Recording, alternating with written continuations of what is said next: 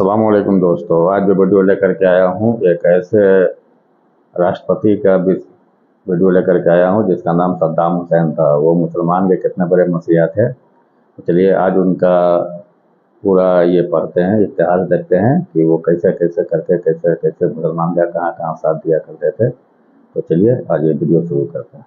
दोस्तों, इस वक्त हमारी दुनिया में लगभग 50 से भी ज्यादा मुस्लिम देश मौजूद हैं और इन सभी देशों की जमीन पर वक्त वक्त पर बहुत सारे बड़े छोटे अच्छे और बुरे हर तरह के लीडर पैदा होते रहे हैं। मगर अगर बात करें सिर्फ पिछले 50 से 60 सालों की, तो इस पूरे दौर में पूरी मुस्लिम दुनिया में जिस लीडर ने सबसे ज्यादा शोहरत और सबसे ज्यादा ताकत हासिल की थी वो कोई और नहीं बल्कि सद्दाम हुसैन थे। वही सद्दाम हुसैन कि जिन्होंने एक लंबे वक्त तक इराक देश पर राज किया था। इस दौर में सद्दाम हुसैन न सिर्फ इराक के ही सबसे ताकतवर नेता थे बल्कि दुनिया के भी सबसे ताकतवर नेताओं की लिस्ट में उनका नाम टॉप पर आया करता था। शोहरत के मामले में भी उस दौर में शायद ही कोई ऐसा नेता था कि जो उनको टक्कर देता हो। मगर फिर अमेरिका देश की तरफ से उनके ऊपर बहुत सारे बड़े बड़े और खतरनाक इल्जामात लगाना शुरू किए गए, जिसके नतीजे में पहले जंग हुई, बाद में सद्दाम हुसैन की गिरफ्तारी हुई और आखिरकार 30 दिसंबर 2006 को उनको फांसी के फंदे पर भी चढ़ा दिया गया। दोस्तों, हैरानी की बात यह है कि सद्दाम हुसैन को जिस दिन फांसी दी गई थी, इस्लामिक कैलेंडर के मुताबिक उस दिन जिलहिज्जा की 10 तारीख थी, यानी वही तारीख के जिस दिन मुसलमान ईद मनाते हैं, वो भी वो ईद के जिसमें मुसलमानों के यहाँ कुर्बानी दी जाती है। इसके अलावा एक हैरानी की बात ये भी है कि सद्दाम हुसैन की फांसी शायद इतिहास की वो इकलौती फांसी है कि जिसकी वीडियो को पूरी दुनिया में शेयर किया गया था, यानी जिसके फांसी के पूरे प्रोसेस को पूरी दुनिया ने अपनी आंखों से देखा था। हर इंसान सद्दाम हुसैन की फांसी को उस दौर में अपने मोबाइल या फिर अपनी टीवी की स्क्रीन पर देख रहा था।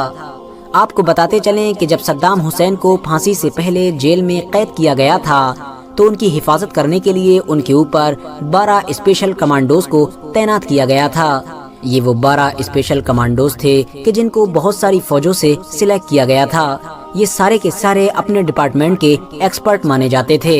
मगर हैरानी की बात ये है कि जिन स्पेशल कमांडोज को सद्दाम हुसैन की हिफाजत के लिए रखा गया था वो कमांडोज खुद सद्दाम हुसैन के दोस्त बन गए थे।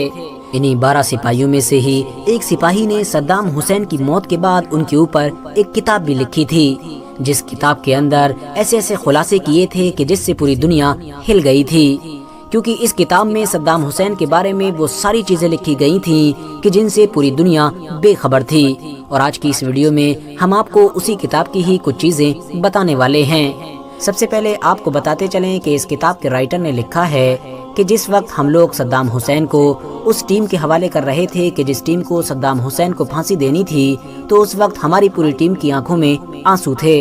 हम में से बहुत सारे सिपाही बुरी तरह से रो रहे थे। इसके अलावा राइटर ने अपने ही एक साथी यानी एडम का हवाला देते हुए लिखा है कि हमने कभी भी सद्दाम को एक जालिम और कातिल इंसान के तौर पर नहीं देखा, बल्कि हम तो उनको अपने ग्रैंडफादर के तौर पर देखा करते थे। इसके अलावा राइटर ने यह भी लिखा है कि सद्दाम हुसैन के आखिरी दिनों का जो रवैया था वो हद से ज्यादा नरम था। उनके रवैये से कभी भी ऐसा नहीं लगता था कि ये किसी दौर में एक कठोर तानाशाह रहे होंगे। आपको बताते चलें कि इसी किताब में ही ये खुलासा किया गया है कि सद्दाम हुसैन को मीठा बहुत ज्यादा पसंद था। अपने आखिरी दिनों में भी उन्होंने अपनी फेवरेट एक्सरसाइज को नहीं छोड़ा था। अलग अलग तरह के खानों को टेस्ट करना भी उनका फेवरेट काम था।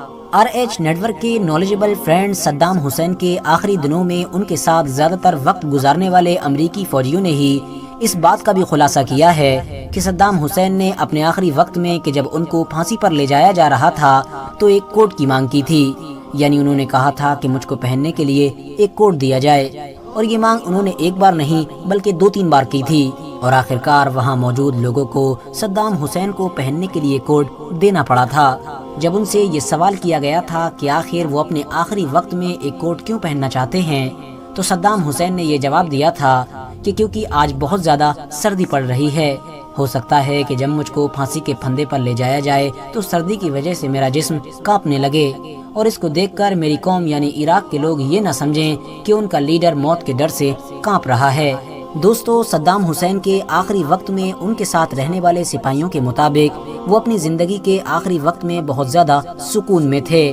صبح اٹھ کر انہوں نے سب سے پہلے اپنی پسند کا ناشتہ کیا، اس کے بعد وضو کر کے نماز ادا کی۔ فجر کی نماز ادا کرنے کے بعد وہ اپنے بستر پر بیٹھ کر پھانسی کا ایگزیکٹ ٹائم آنے کا انتظار کرنے لگے، اور اسی بیچ میں ہی انہوں نے اپنے بستر پر بیٹھ کر قرآن کی تلاوت شروع کر دی۔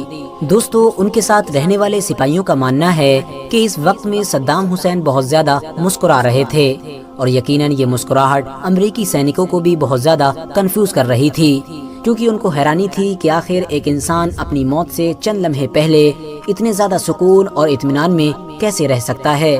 دوستو پھانسی ہو جانے کے بعد صدام حسین کی باڈی کو ایک فوجی ہیلی کاپٹر کی مدد سے تکریش شہر کے اسی گاؤں میں ہی پہنچا دیا گیا تھا کہ جس گاؤں میں صدام حسین کی پیدائش ہوئی تھی، اور وہاں پر ہی ان کی باڈی کو دفنا دیا گیا تھا۔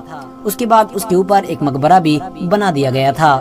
تب سے لے کر آج تک لگاتار ہر سال 28 اپریل کے دن یہاں پر بہت سارے لوگوں کی بھیڑ جمع ہوتی ہے، کیونکہ یہ صدام حسین کی سالگرہ کا دن ہوتا ہے۔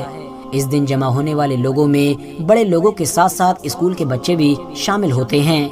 حالانکہ آپ کی نالج کے لیے بتاتے چلیں کہ صدام حسین کا مقبرہ بھی ہمیشہ سے ہی ووادوں میں رہا ہے، کیونکہ اس کے بارے میں اب عراق کے زیادہ تر لوگوں کا ہی یہ ماننا ہے کہ اب صدام حسین کے مقبرے میں ان کی باڈی موجود نہیں ہے، ان کی باڈی کو بہت پہلے ہی نکال لیا گیا ہے۔ اب یہ باڈی ان کی قبر سے کس نے نکالی، اس بارے میں الگ الگ رائے رکھی جاتی ہیں۔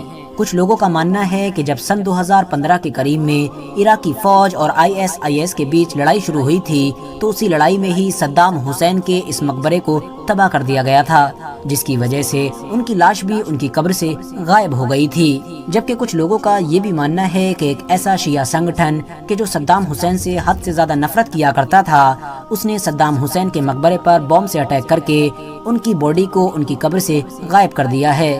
جبکہ بچے ہوئے لوگوں کا یہ بھی ماننا ہے کہ صدام حسین کی باڈی کو ان کی قبر سے ان کے کسی دشمن نے غائب نہیں کیا ہے، بلکہ ان کی خود کی بیٹی حالہ کہ جو جارڈن میں رہتی ہیں، وہ ایک بار اپنے پرسنل پلین سے چپکے سے عراق آئی تھیں، اور عراق آ کر اپنے والد کی قبر سے ان کی باقیات کو نکال کر اپنے ساتھ جارڈن لے گئی تھیں۔ حالانکہ اس بات میں کوئی شک نہیں ہے کہ صدام حسین کی قبر کے ساتھ کچھ نہ کچھ تو ضرور ہوا تھا۔ فی الحال دوستو آج کی اپنی ویڈیو کو ہم یہیں پر ختم کرتے ہیں۔ ویڈیو پسند آنے پر نہ صرف ویڈیو کو لائک کریں بلکہ اپنے فرینڈز کے ساتھ بھی ضرور شیئر کریں، اور اسی طرح کی نالجیبل اور ہسٹوریکل ویڈیوز ہمیشہ دیکھنے کے لیے ہمارے اس چینل کو سبسکرائب کر کے ساتھ ہی میں بیل آئیکن کو بھی پریس کر دیں۔ یہ صدام حسین جو عراق کے راشٹرپتی تھے، وہ بہت ہی شاندار اور مسلمانوں کے بہت بڑے مسیحا تھے۔ ایک سمے تھا جب اندرا گاندھی پردھان منتری ہوا کرتی تھی، تو اس سمے انڈیا کو بھی مدد کیا تھا صدام حسین۔ اندرا گاندھی کو اپنی بہن مانتے تھے، تو یہ ان کا پورا واقعہ تھا۔ آپ لوگ دیکھیے اور بتائیے آپ لوگ کو یہ واقعہ کیسا لگا، کمنٹ کر کے بتائیے گا۔ چلیے اگر آپ نئے ہیں تو میرے چینل کو سبسکرائب کر دیں، لائک کر دیں۔ ملتے ہیں پھر اسی طرح کی ویڈیو میں، جب تک کے لیے بائے۔